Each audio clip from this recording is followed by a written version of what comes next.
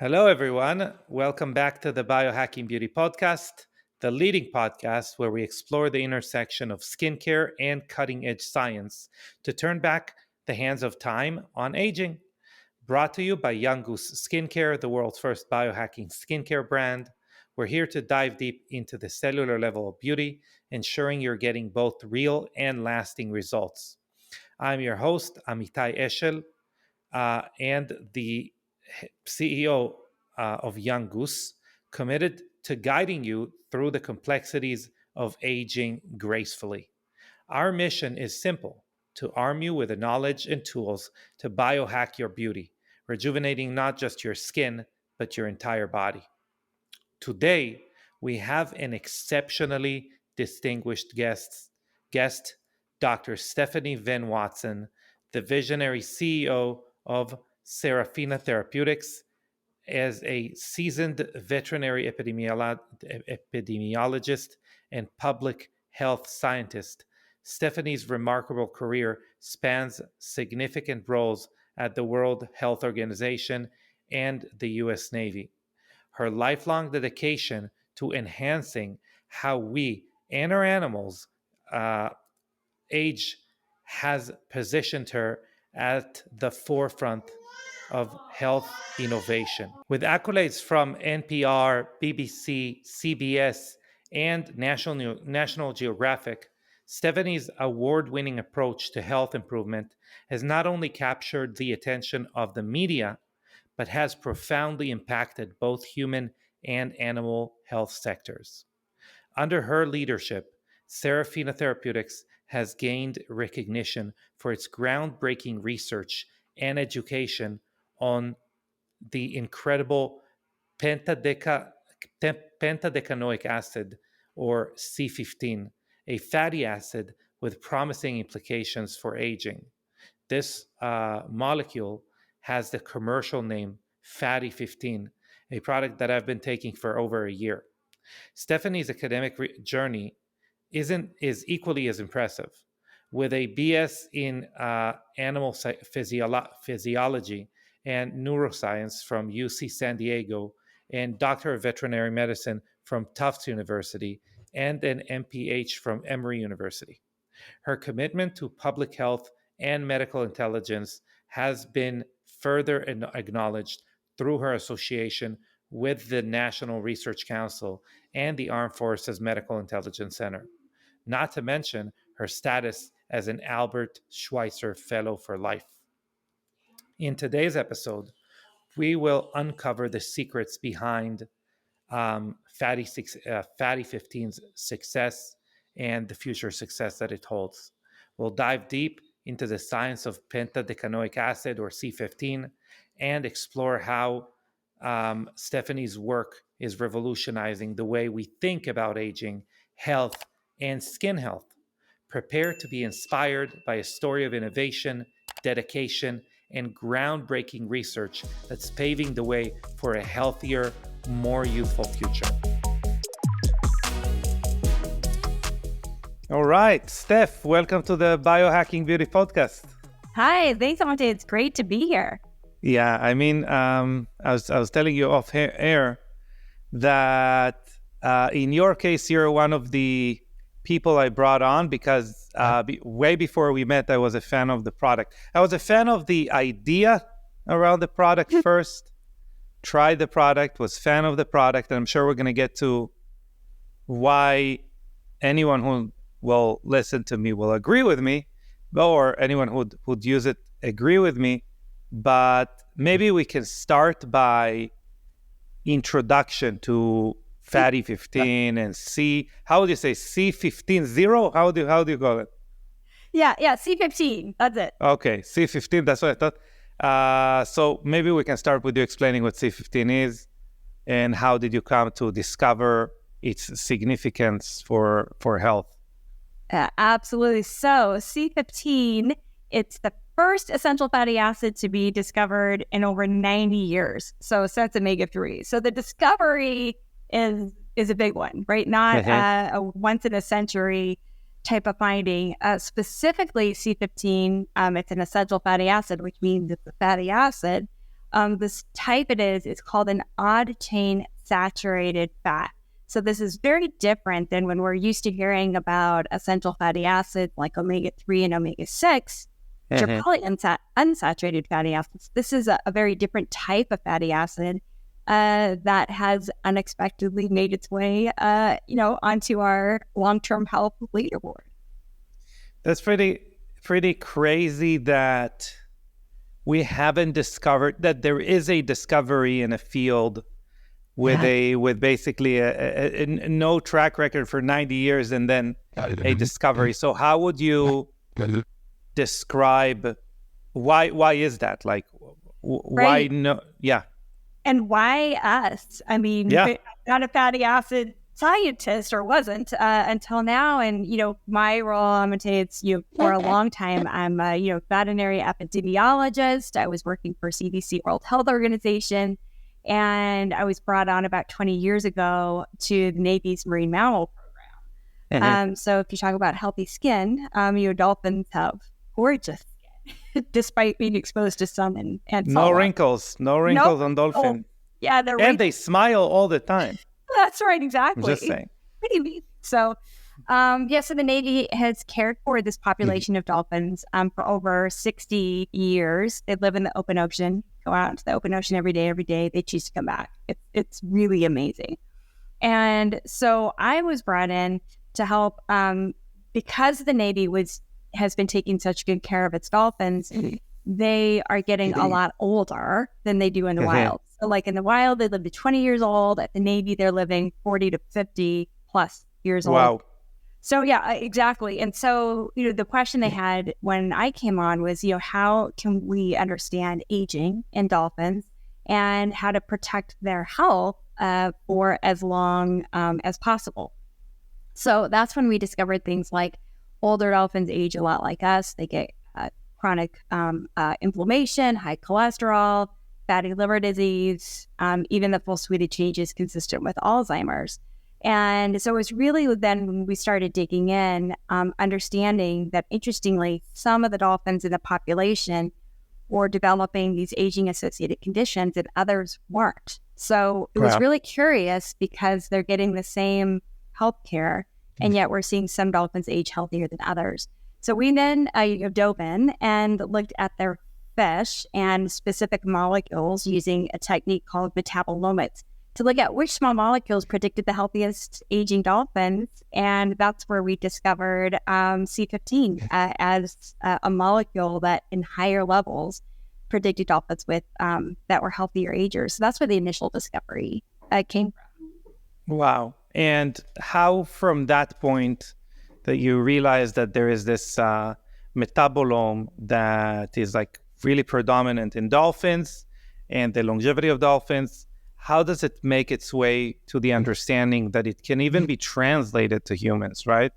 Right, exactly. So from there, once we made that discovery, then we sought out experts in fatty acids. So we said, okay, well, C15 is a fatty acid. Let's go learn more about it and see if this association has, there's something compelling there.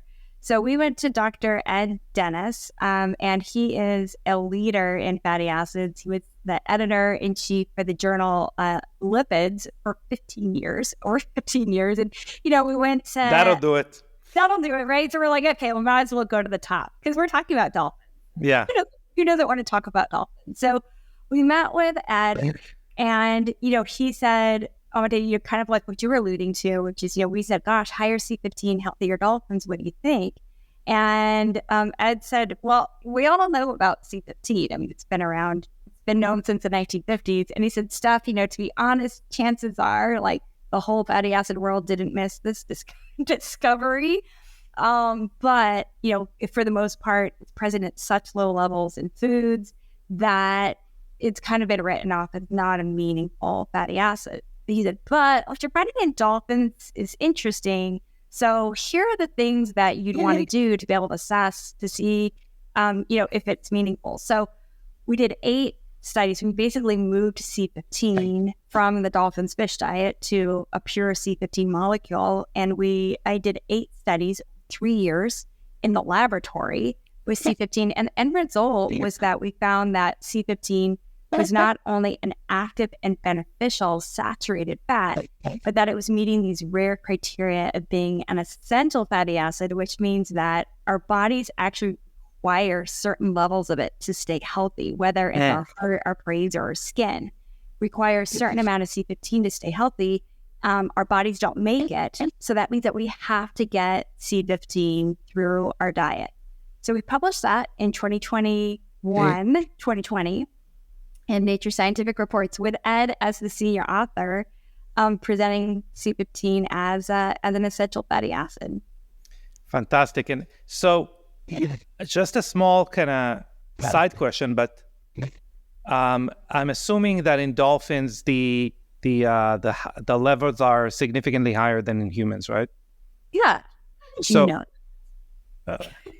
so the question is, how come their diet, which, so we could mimic this diet, right? Like if we go to the Inuits or Eskimos, we could technically take a look at an epidemiologically at a population that has very similar diets. So do we see higher C15 concentrations there? How come dolphins have higher concentration than us? Yeah, well, it all gets down to their diet is so simple compared to us. All they eat are fish. And what we found was the reason why some dolphins were aging healthier than others, one of the reasons was that it was based upon the types of fish they were choosing. So they have options on what types of fish they eat. And it was those that were choosing the fish that had higher C15 in it, translated a higher C15 in their bodies, and the downstream healthy aging benefits. So it's not just eating fish, but the dolphins that were eating those fish, that's all they're eating. So it's not like, I ate some fruit and vegetables, but then the rest of my diet is a mess, right? It's like, imagine if all you ate were tomatoes. Yeah. And the good thing was in tomatoes. You didn't find any vegan dolphins. Yeah, exactly. No vegan dolphins. So, maybe in the future it's going to be like the same, like the carnivore diet. There's going to be like the dolphin diet where people are only going to choose like fish with C15. Exactly. I mean, it's a super healthy diet, and we're even finding, even with dolphins, figuring out what type of fish they need to eat is the optimal. So for us, we could. The Inuits, that's a great example to bring up. They used to be highly resistant to type 2 diabetes disease until the Western diet came into play. And so a big part of that is they moved away from their primary source of C15. Talk about a little bit about C15 deficiencies, I'm sure, here. Yeah, so let's start with what obviously, I mean, it kind of, it's not going to come as a big shock that what really drew my attention since that seminal paper in Nature Reports is the science behind, C15 and aging, which you've done. I mean, some of the publications, which again, I'm sure we're going to talk about, are really fascinating. So let's talk a little bit about the science behind C15 and its, anti-aging effects. Also, maybe we can talk a little bit about its anti-aging effects in the skin. Yeah. Oh, absolutely. We all care about that very much. So C15. So what we found was, once we made that initial discovery of association, we moved into the lab, saw that met these criteria as an essential fatty acid. We really then wanted to understand how C15 works, at what doses, for what indications. And what we found was that as an essential fatty acid, again, something our whole body needs, it makes sense that C15 works truly at the cellular level. So it does three main things that we know today, but we're learning things. It seems like every month there's a new paper coming out about other wonderful things C15 is doing. Yeah. But the primary thing, three things C15 does is, the first thing is think of it as a stable, saturated, a stable fatty acid. And one of its primary jobs is to go into the membrane of our cells. And all of our cells have the cell membrane, which is made of different fatty acids. And the more stable the fatty acids in our cell membrane, the younger our cells stay. So C15 is an incredibly stable fatty acid. It's resistant to oxidative stress, to lipid peroxidation, much better than even, the omega-3s, which do because this is the concern with omega-3s, not only in general, but due to the demand. I mean, omega-3 is probably the best example of a zero-sum game. It means like the more people use it, the less effective the average omega-3 will be, because it's hard to source. It becomes harder and harder to source. Right, that's right. Because it's coming from fish, fish oil for the most part, and it's just this fatty acid is the polyunsaturated fatty acid, like omega-3, again, are very fragile and very susceptible to attack by oxygen. So it's hard to keep it. It's not omega-3 supplement developers' fault. It's just the molecule itself is very fragile, so it's hard to keep it intact and in its working state all the way through the bottle and then into your body. So the advantage that nature gave C15 is that it's highly resistant to this oxidation, and think of it like as bricks within your cell membrane that truly help it resilient and resistant against attack from the outside. Yeah, because it doesn't have those just to create a heuristic example. It doesn't have those weak links in its chain that allow destabilizing molecules, for example, like free radicals, or the temperature or light or things like that, to kind of pass through it and create damage to the molecule, rendering it harmful rather than effective, right? Yeah, you got it, 100%. So the fact that it's able to do that is so potent and so important that there's a theory of aging called the cell membrane pacemaker theory of aging by A.J. Holbert. And what he showed was the more stable the fatty acids in our cell membranes, the longer we live. So he was able to map out a mouse versus a human, for example, and what dictated longevity was the stability of our cell membrane. So it's such a simple solution, but one that's gotten overlooked. Well, and I think to your point, let's just bear in mind. So omega-3 is the more stable out of the omegas, and normally we deem a high quality omega-3 if it's less than 10%, less than 10% rancid. So I mean, it could be like 8% of the omega-3 is rancid, is bad for you, and it's considered like high quality, the one that you see like health gurus recommend, that sells out of shelves or whatever, when the proverbial e-shelves, and you cannot get it. It's like 8%, 7% rancid, and people do spend hours creating graphs as of when you should buy it. So here, like, and that's one thing is that it is, again, it is saturated fatty acid, but the second thing is that it's actually not a liquid, which is pretty cool. Yeah, it's nice. It's a powder, like the pure white powder that has no smell and no taste, and we only need a little bit of it. I mean, remember originally, Dr. Dennis had said, it was kind of written off because it was at such low levels, but our bodies have evolved to only need very small levels of C15, but because our bodies don't make it, we still need to get it. But the nice thing is it just in small amounts. We don't need exorbitant amounts. Does our body have any way to kind of make up for that? Like if we are really deficient of C15, does the body have any process that, converts to the same way where... Yeah. As an example, like, if we don't consume enough sugar, but we consume a lot of protein, there is, the body kind of makes sugar out of proteins. Is there a way for us to kind of convert other types of fatty acids maybe to C15 in the body? Yeah, it's a great question.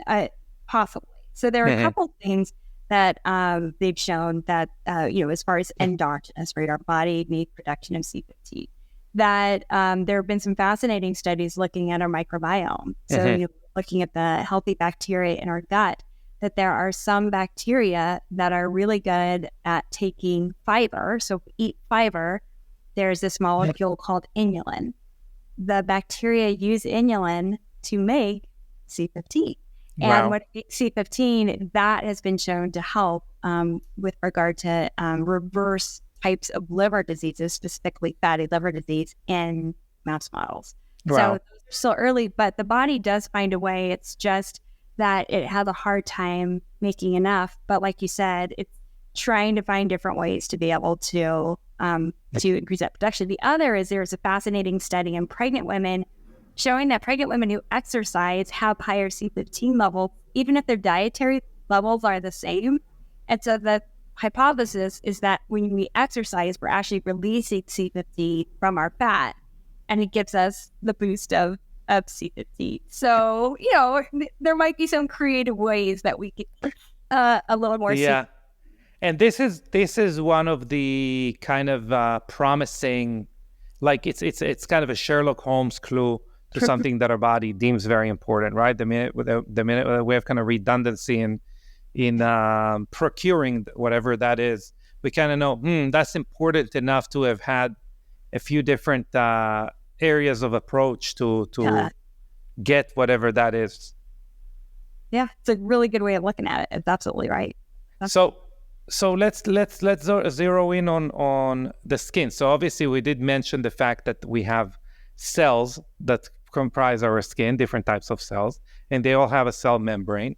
And this membrane, the more stable it is, the more we can stave off damage, which is extremely important as far as like our skin, especially because you mentioned something super important, that this is a way for our body to deal with, or it is a molecule that's very resilient to oxidative stress, which really is, in many ways, if we think of anything from UV damage to pollution to everything that we talk about, extrinsic aging and some of the intrinsic aging drivers as well, they really boil down to, no pun intended, to oxidative stress.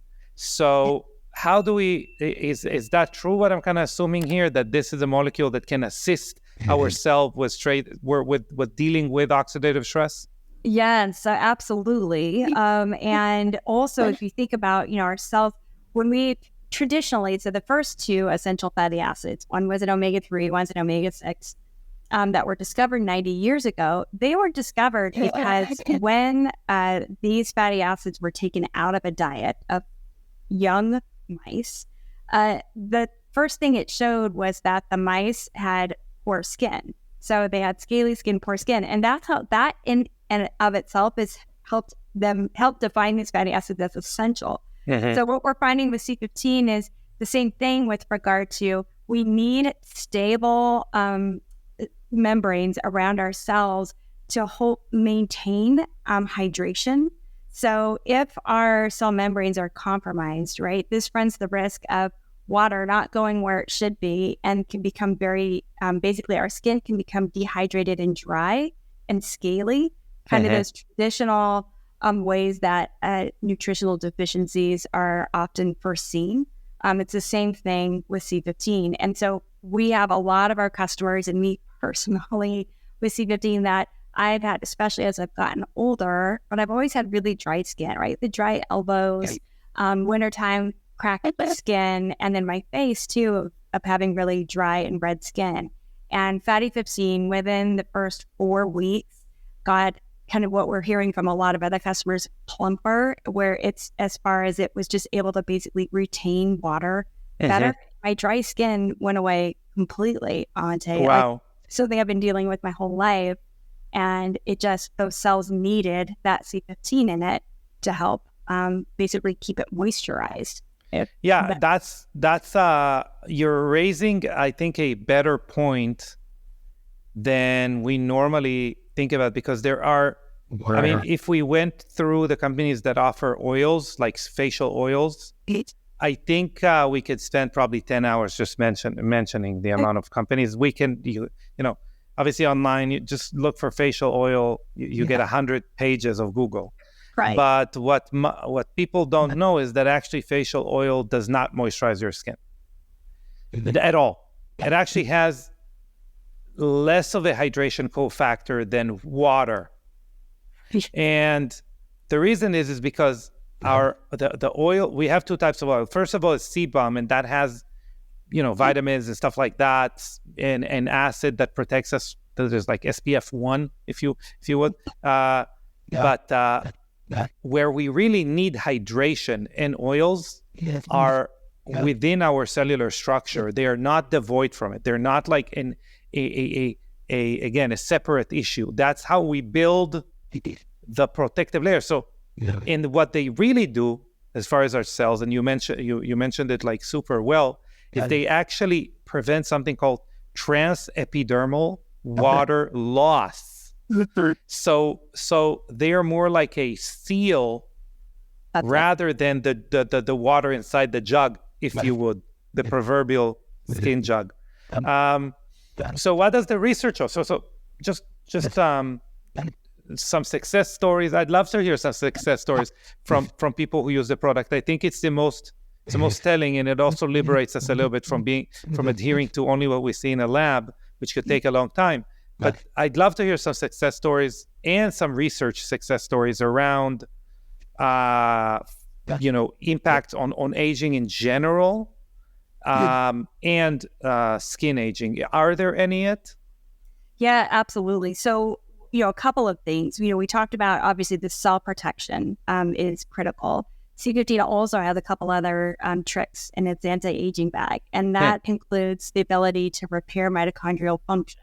So, we have energy in our cells that is crucial to keep our cells functioning and young. And C15 has a way to go in and actually repair broken mitochondria and get that cellular energy back running. From a healthy aging standpoint, one of the hallmarks of aging, ways that we describe how we age at the cellular level, I'm going to tell you what you know well. One of those is mitochondrial dysfunction. So the ability we're able to keep ourselves healthy and strong, we're able to keep the mitochondria working. And then the third is that it helps activate key receptors that help keep us balanced, right? The fancy word is homeostasis. So it activates AMPK, it inhibits mTOR, it activates this thing called PPAR alpha delta, and inhibits this thing called JAK-STAT. So it's a JAK-STAT inhibitor. All those acronyms just mean is that it's really good at just keeping our metabolism and our inflammation, our immune system calm and balanced, right? As we get older, that stuff starts falling apart, and it's because the cells aren't signaling well to each other, mitochondria aren't working, and our cells become more fragile. So C15 has this kind of multi-tiered approach that truly help to defend against aging, whether, it's our skin, like we're talking about, or the degradation of our organs, of heart disease, type 2 diabetes, things that in the end, kill us, is really what anti-aging or healthy aging molecules should slow the onset of. And so this is where, when we get into looking at the studies, that C15 has been shown to be able to do things that our doctors care about, to lower cholesterol, to lower inflammation, to lower scarring in the tissues, all within the lab. But it helps explain why multiple studies, lots of studies, just like we found in the dolphins, showing that people with higher C15 levels have a lower risk of having type 2 diabetes, heart disease, fatty liver disease. So it all really comes together, right? And then with the added urgency that our primary source is C15 in a fish, it's dairy fat. And we've decreased our intake of dairy fat. Population-wide, C15 levels have been declining. And we've really become, lacking, deficient in this essential nutrient. And, the consequence of all of that is not only dry and red skin, but also we're seeing increased type 2 diabetes, heart disease, fatty liver disease in younger and younger people. So it's really it had this movement to bring C15 back into our lives, and let's, restore ourselves to get our health back. Yeah. And I think, I think most people, what they think about when they hear, when they hear omega-3s or, fatty acids or fish oil or anything like that, is its support for brain function and mood. So I think it's, we've spoken a lot about the way that stress and mood help us stave off accelerated aging, or obviously the other side of the coin of that, they obviously help us keep our skin, free of the effects of cortisol, etc., which again contribute to slower aging, slower rate of aging. Do we see similar effects with C15? We do. And that was an unexpected finding, to be honest. Yeah. When, especially early days of the research, that, C15, as, the supplement fatty 15 started coming out to the world, we brought it out for its long-term body benefits.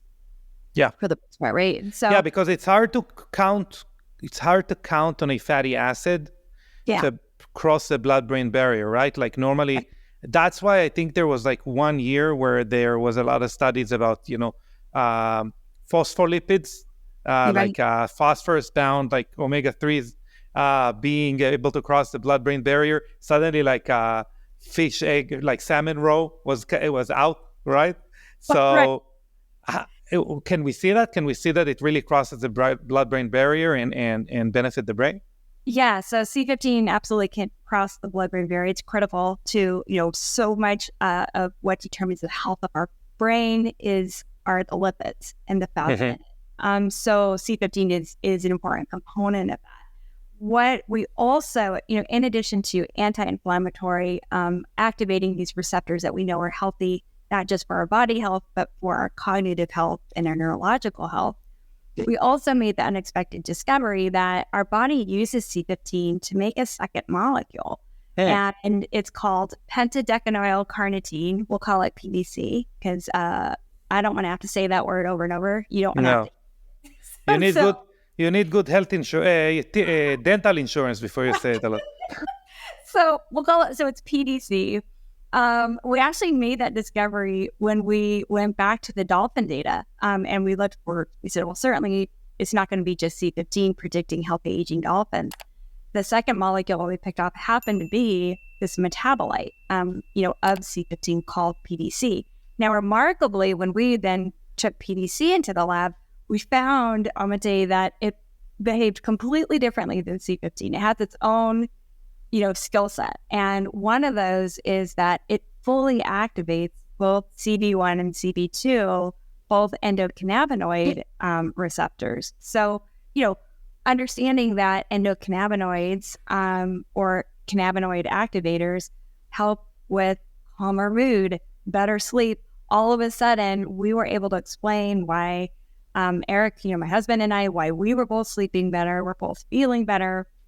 But we were getting more and more input from our customers of, I'm feeling better. And as a result, my skin is calmer. Like everything, world just got better. And all of a sudden we had a way, with the science to really explain those benefits to mood and sleep. And, these receptors, even though they're called cannabinoid receptors, we didn't evolve to have them for cannabis. We're meant to have them for something. Not if you ask Joe Rogan, by the way, but that's not the point. Yeah. So within those parameters, so again, like CB2 specifically is notorious to have like a prolonged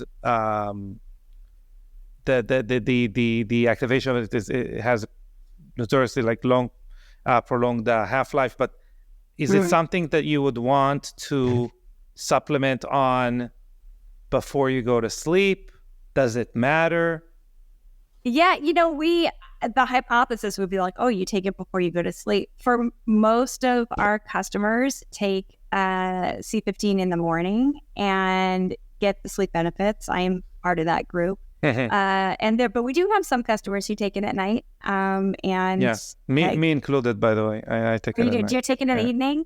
Yeah, that's great. Yeah. So it's kind of, we tell people you kind of find your own journey because of the essentiality of C15, it really kind of goes to our cells and fixes us where we're broken, and we're all broken in slightly different ways. And so, it's really people kind of figuring out, the timing of the supplement to when it benefits the most. if there is a traumatic event, 1 second, let me take some C15 and I can continue. So we talked a little bit about sleep quality. Obviously, there is incredible implications as far as skin health and sleep quality.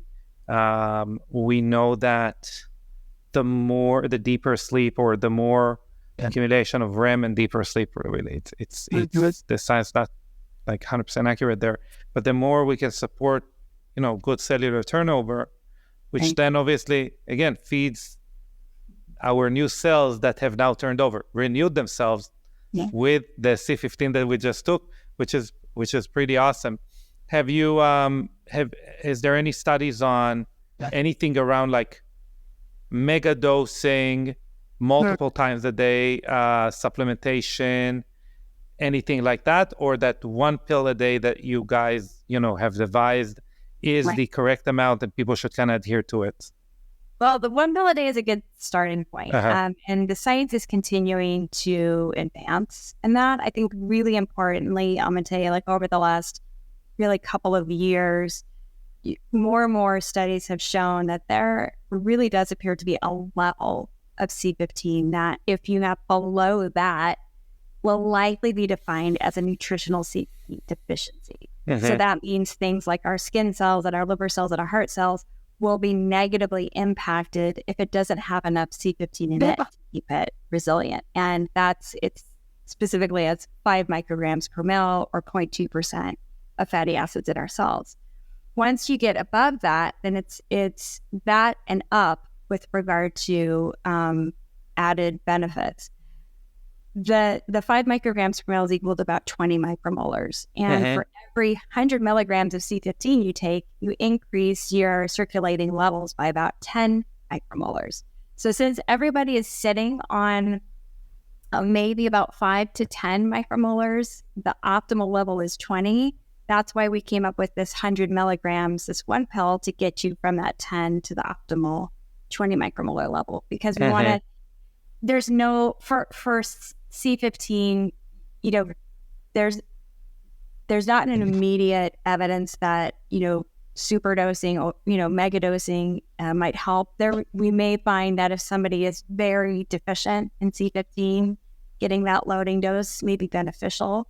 What's going to help us answer that question is there's now, a test. So we can now test our C15 levels and be able to, for example, Genova Diagnostics has a blood spot test that which is a metabolomic panel, right? That's right. Yep. So is it that because obviously this is since you've started with metabolomics, is it something that rather than is there a specialized test, or is it now, we're basically saying, we're understanding this is important, we're going to include it, and anyone who really needs a crash course on metabolomics, we have a whole podcast with Dr. Panis Jasby, the great. You can go back and listen to it. But is it just now that metabolomics panels are kind of taking that into account? They're saying, okay, here is another molecule that we want to account for, exactly like, like spermidine is very important now in metabolomic panels since 2016 when we've learned more about autophagy. Yeah, right. Okay.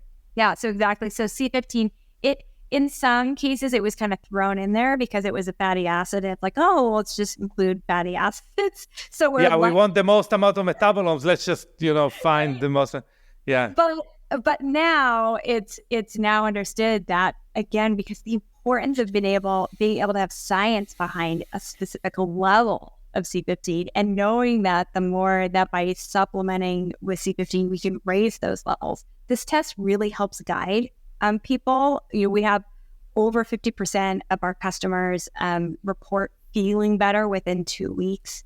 And so because it's a high success, and then within, by the time you get to 4 months, that's 75% of people. So that one pill a day seems to work for most, but it may be that the test could be good for it if you're taking it and you're not quite getting the benefits you're looking for. Test can help guide. I might take 2 pills a day and tell you how it goes. But you did mention mood, which obviously, as we said before, that's one of the major selling points of omega-3 as a whole, one of the major drivers. So why are fatty acids so important specifically for mood regulation? Maybe we could talk a little bit about like the HPA axis that controls it. Like what's going on there? Yeah, I mean, I will be not the expert to talk to with regard, in this area, but unquestionably, fatty acids are essential for many things, including our neurological health. And like we're talking about, they're important signaling molecules to communicate something we just ate versus telling our brain to tell our body how to respond to that food. So, it's inborn with regard to helping us survive from, millions of years. And we can still leverage it today, or sometimes it gets overabused. Like sugar creates happy feelings, and then we eat too much sugar. So, but in this case, fats are and fatty acids are extraordinarily good at targeting specific receptors. Like these PPAR alpha delta receptors. PPAR alpha helps with mood and sleep. They're like these little hammocks specifically waiting for us to take in these dietary fatty acids to basically tell our body how to feel. So when the recommendations came out and, said all fats were bad, right, back in the day, we were not doing our brains, a good service with regard to... Maybe the person who said it didn't have them for a while, and look what happened. Exactly. They're really grouchy and tired. So it's all about the proper balance. When we took all saturated fats, told to remove all saturated fats, we now know that, C15 as an odd chain saturated fatty acid is a healthy and essential fat, while the even chain saturated fats continue to be associated with increased risk of type 2 diabetes and inflammation. So it's just important to know they're different. Nature has been extraordinarily good at having specific fatty acids, like we're talking about C15, omega-3 and omega-6. I mean, omega-6 makes the only other discovered full-acting endocannabinoid. So our bodies were made to use fatty acids themselves, but also to make molecules that then, again, pretty much wash our brain with happiness. And so we need them. They're critical. Definitely. So something I'm quite interested in specifically, and you mentioned it in passing, but there was a very interesting study published about mTOR interaction with the mTOR pathway, which obviously we made an entire product around interacting with the mTOR pathway. Our ProCare serum, which is a senolytic serum, is like obviously one of the things that made us famous. It's because it can kind of modulate mTOR. So, very shortly, mTOR is the thrive or survive pathway. It is basically making our body lazy as far as like maintaining longevity when we are in a thriving state, and it kind of preserves us when we are in a deprived state, if you would. So how does C15 interact with the mTOR, and what is the result as far as like senolytic activity, eliminating senescence? Yeah, so on the mTOR side, at first it was, as far as the human longevity pathway, it was, oh gosh, this is so exciting. C15 activates AMPK, which is upstream from mTOR. So if you activate AMPK, it can have a downstream effect of inhibiting mTOR. So you kind of get a 1-2 benefit. Which is good. Yeah, which is a good thing. And so that was exciting in and of itself, right? Activating AMPK is not only a longevity target, but also how metformin works in glucose. Metformin, red light therapy. Yeah, exactly. So the fact that it could directly inhibit mTOR was the second exciting finding, and it was found, Amitay, not through looking at senolytics and anti-aging. It was found by a team who was looking at C15's anti-cancer properties. Yeah.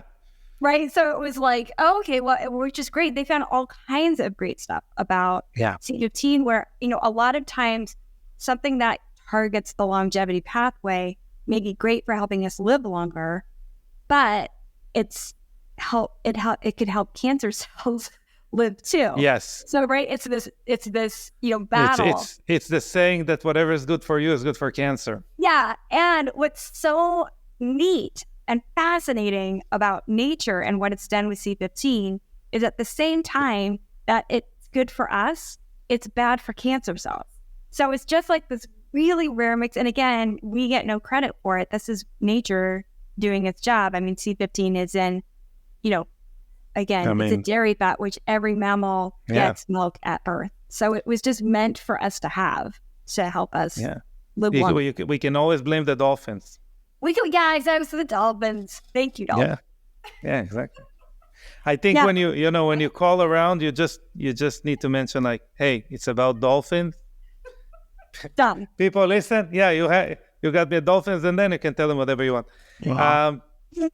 So what do we see? Do we see any effects on senescent cells? Obviously, we can assume, but is there any measurement as far as like, SASP activity, which are the inflammatory markers that are associated with senescent cells? Is there any research within that field? Yeah, there are a couple of things. So the first is exactly like you said. So, when you have these senescent cells, they create this pro-inflammatory state of the tissues around it, which is where a lot of the damage and aging happens. So C15 it is, again, remarkable in its broad anti-inflammatory activities. It calms over 18 different pro-inflammatory cytokines throughout the body. Inflammation being a major driver of aging. So it will help with that. It helps stabilizes the cells so they don't become the zombie cells in the first place, right? Let's keep them healthy and young. Inhibits mTOR, which is expected then to have a senescent cell factor. And then there's this whole other fascinating connection with regard to a whole new way that our cells are dying, right? Which is called ferroptosis. And this was discovered just as recently as 2012 by Columbia University. And, prior to that, there were only 3 ways that we knew that our cells were dying. All of a sudden, they discovered 4th. Coincidentally, this was discovered the same year that we discovered abnormal iron handling in the dolphins. And 12 years later, we're now understanding that C15 nutritional deficiencies may just to put a caveat there, ferroptosis literally means elimination through iron. Thank you for that connection. So it's when you have fragile fatty acids in the cell membrane that leads to lipid peroxidation, so which we covered well. And then when you have that lipid peroxidation combined with this surprising iron that is showing up in the cells, that then leads to massive production of these reactive oxygen species. And the result is, a new dead cell, but again, this whole novel way. So C15, over the years, we have shown that C15 stops every part of ferroptosis. It stops keeps the cell, resistance against lipid peroxidation. It stops iron deposition. That's a whole other podcast, but it stops the deposition of iron in the cells. It decreases reactive oxygen species, and it repairs the mitochondria. So that's how we got to that, this bold hypothesis that ferroptosis happened. It's happening because of nutritional C15 deficiencies. If our cells don't have enough C15, this is how they die. So it's interesting. Go ahead. No, that's it. It's interesting because I specifically myself and our scientific team has voiced our disgust with the promotion of specifically vitamin C in the form of ascorbic acid, because this is a product that is obviously the cheapest type of, it's basically distilled vitamin C, right? It's just the outer part of the vitamin C vitamin, and it becomes pro-oxidative when at high levels and unstable, etc., exciting iron atoms and causing not only ferroptosis, but actually damage to the DNA through excited iron atoms. So I wonder if, because again, we're a small company that only affects, few tens of thousands of people. My question is maybe through C15, we can prevent that huge mistakes like a huge part of the population is doing. Yeah, absolutely. It is C15. It does seem to be a story where we're kind of fixing mistakes that we've made in the past. So okay, we'll take go it. back to listening to nature and dolphins. Well, again, listen to the dolphins. So let's talk a little bit about biohacking. Okay, the new fad, which is biostacking and C15. So, for example, obviously, it's been, I think, the fad of combining methylene blue and red light therapy is becoming extremely popular because they both kind of work with moving electrons around in your mitochondria and creating more energy. Talking about, mitochondrial function and fatty 15. And obviously the ability to have a stable membrane while handling more oxygen, which is actually something that people don't address. Should that be like a stackable item with things that deal with energy production as far as like biohacking? For example, hyperbaric oxygen therapy, red light therapy, even like hypoxic training, all of those things? It's a good question. The science hasn't been done yet to look at them, but the expectation on it is, that C15 is your good base. So it's like, all right, let's take care of the critical essentials, because if our cells are in good, healthy shape, if the mitochondria are working, if the signaling is, well underway, it sets us up for success for what we stack on top of it. And, in the drug world, there's evidence of that with regard to the group that's working on C15 anti-cancer properties showed that gemcitabine is a common drug used for multiple cancers. And they showed that C15 plus gemcitabine in animal models worked better than just gemcitabine alone. So we get that feedback from customers with statins that, gosh, it's helping. It's either it's helping lower my cholesterol, on top of, or because I'm not taking statins, I chose not to take it. C15 is working. We're not telling people to make any choices in one way or the other, but again, just to that stackable question. And then there was a clinical trial. The last thing is there's a clinical trial that just came out at the end of last year where they gave people a hypocaloric diet, and then they gave them a hypocaloric diet plus a Mediterranean diet. And the third group was low calories, Mediterranean diet plus C15 supplementation. And they're like, so what can C15 do in the face of all the benefits you're already going to get from low calories and a Mediterranean diet, which is a giant ask. Yeah. Right? And C15 improved. So again, stackable. It lowered LDL cholesterol.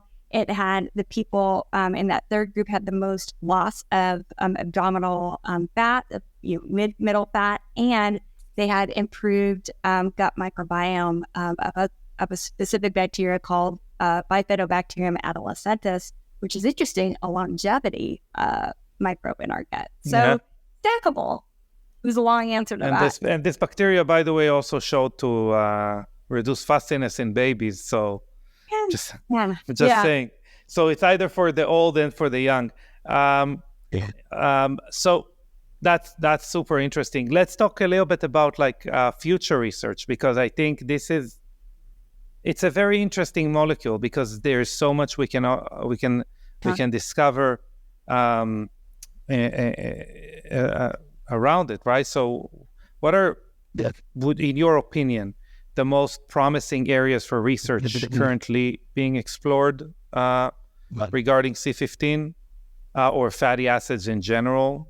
How do you expect that to affect our bodies, the use of C15? What do you see in the future? Yeah, I mean, the good news is that C15 is out. So the world of researchers are working on C15, whether it's a cancer, somebody in cancer, somebody in mood disorders, or it's what's wonderful, Amitay, is now we're getting people who are specialized in these areas focusing on C15 and then getting the work done and publishing. Really exciting. For us, one area that two areas we're really excited about. And one is with regard to anemia. And, as we get older, our cells get more fragile. That's reflected in our red blood cells as well. And so anemia is common, gets increasingly common as we get older. And, it really has no long-term safe treatment if it's not due to iron deficiency anemia. And so, yet we know that people who have anemia have other aging-associated conditions and are more likely to be tired and to fall and to get heart disease. There's a lot of reasons to address it. So what we've seen in multiple studies, including the dolphins, is that C15, because it's helping to stabilize cells, including our red blood cells, it's preventing and treating anemia.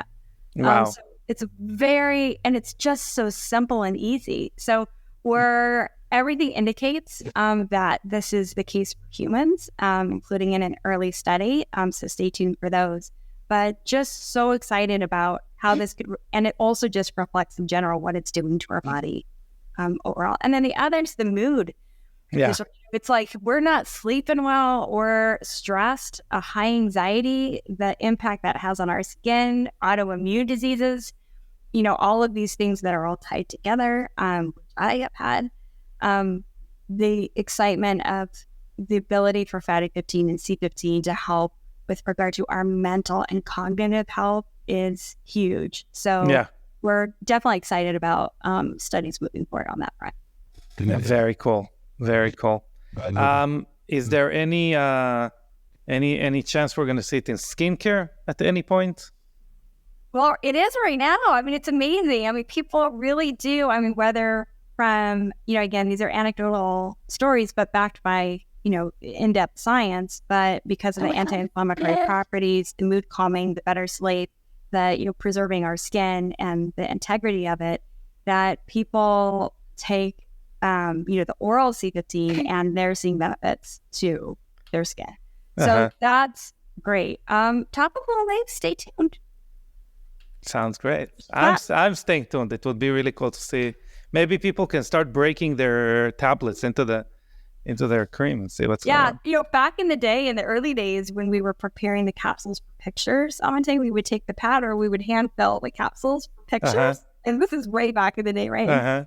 And Eric and I found that when we had the powder on our hands, like, oh my gosh, my hands are so smooth. So we're like, wait a second, dolphins. Yeah, maybe there's something here. Let's see. The dolphins are very smooth. I'll tell you this. Incredibly smooth. Smooth talkers too. Anyway, Steph, listen, this has been super cool. I've been waiting for a long time to have this conversation with you. Obviously, if anyone wants some different angles around C15, before you kind of tell them where they can find more information about you, I really enjoyed your conversation with Natalie Needham on Becoming Superhuman podcast with Natalie Needham. Again, Neil Polvin, my friend, Dr. Neil Polvin, talks a lot about C15 and Fatty 15, the brand. Great job about that. So highly recommended. Where could people find more information from the dolphin's mouth? Yeah. Well, you have to understand So in human language, there are two places to go. So fatty15.com is where our product is, and you can read about all the science and the testimonials. And there's a TED Talk on there that's super fun, talking about the dolphin discovery. And then all the peer-reviewed, deep science, which could also help you sleep, maybe, is at discoverc15.com. So you can go there and really understand the breadth, and we do our best to keep that updated on the latest. Nice. Okay, great. Is there a promo code that people could use? Is there a standard one? Should we offer one? What's your favorite? I'll have to give you one. Sounds great. We'll get you one, a personal one. We'll have it in the show notes, and people could look for it there. Again, I love the idea of refills that you guys have. Very smart, very environmentally friendly. So highly recommend it. I've seen tremendous benefits as a new father that sleeps in 3-hour increments. Helped me tremendously. The person that thinks for a living helped me tremendously. Notorious for good mood helped me tremendously. And I really appreciate it. So Steph, I wish you continued success. Obviously, you guys are doing amazing. You and Eric from behind the scenes, I can tell you, and your entire team behind the scenes are fantastic people that it's worth to support. It's very important to support good people. Yeah. And anything we can do to support that beautiful story that you're building, you have us on your side. Well, thank you, Amitay. You're doing it right now. Thanks for you're part of the family now. So sounds great. We appreciate it. And like we always say at the end of our different talks, save the dolphins, save the world. Exactly. All right. Thank you, everyone.